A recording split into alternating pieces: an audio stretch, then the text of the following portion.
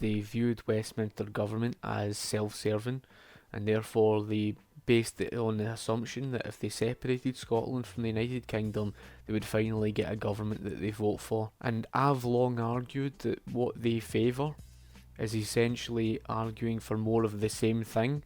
It's really nothing revolutionary at all. They would never get a government that serves them.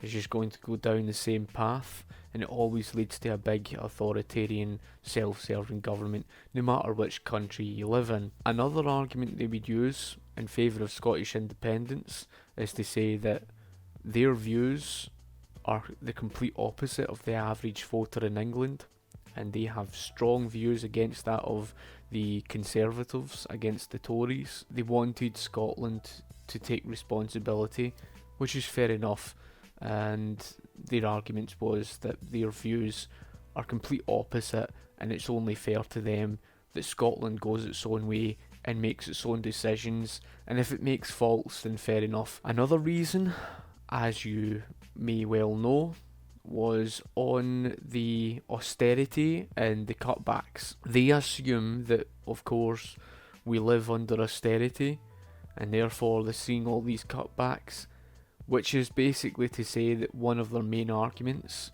was to separate Scotland from the United Kingdom, to basically increase the spending, to increase the social security, to increase the, welfare statism, etc., etc. And they would turn to Norway and they would say, but look at Norway with their big welfare state, look at how well they're doing for themselves, with the higher tax rates. And they would say, they've got an $800 billion oil fund. They think that just because it has an $800 billion oil fund, they assume that just because they have this generous welfare state and the higher tax rates, that this means, it's working, therefore we can just emulate that in Scotland and everything will all be hunky-dory. And this is their view. This was one of their main arguments, was to point to that of Scandinavian economies and say, here are countries of a similar size and similar population that with higher tax rates, etc., they're doing so well for themselves, they think, and therefore this was their argument for Scottish independence. Another reason was down to the European Union. Now that's not to say that all people who vote yes in favour of Scottish independence are in favour of the European Union.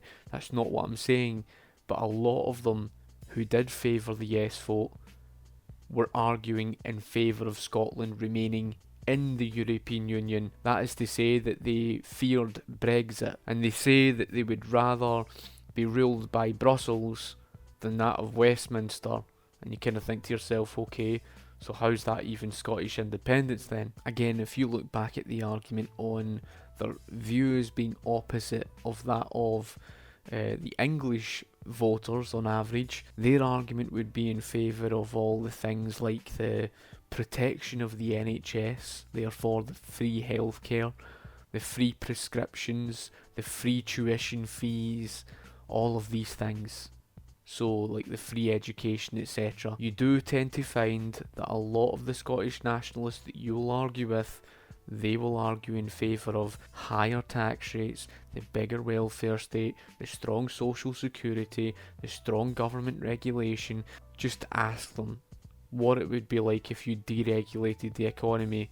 They would talk about how the sky would cave in if it wasn't for government. Again, another one of their arguments is in favour of Scotland separating is on the natural resources. They think that they have this vast quantity of natural resources, which, okay, even if that's the case, it's the fact that they have this view that they can just abuse it like there's no tomorrow, almost treating it like as if it's some abundance, as if it's an infinite quantity of resource, and therefore they can just use this to make Scotland rich. They don't understand that the study of economics is not about tearing the arse out of natural resources like there's no tomorrow. It's about how you can better improve the material standards of living of the masses whilst using the fewest resources as possible.